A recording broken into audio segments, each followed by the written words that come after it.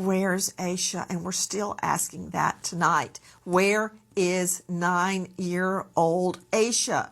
And how could a dead person hold the key to her disappearance? This, as in the last days, more search warrants have been executed.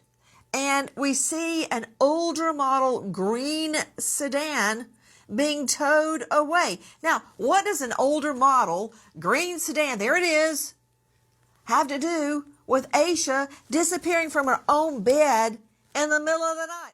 So that morning, once Aisha's parents discovered that she was no longer in bed, they began to panic.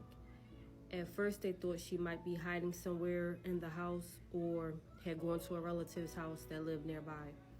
But as time went on, it became clear that something was terribly wrong. They called the police, and within hours, neighbors, friends, and law enforcement began searching the area.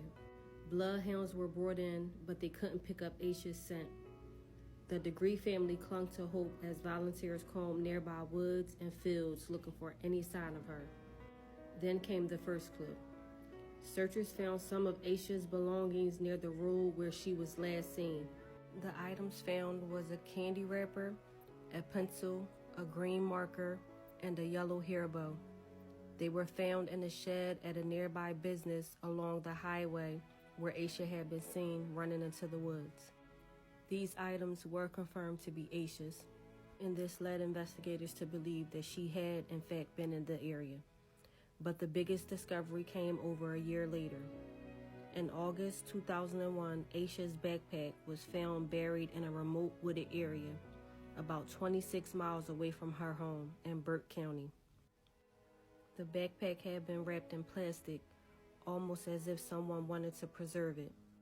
Inside was more of Aisha's belongings, including a book that didn't belong to her.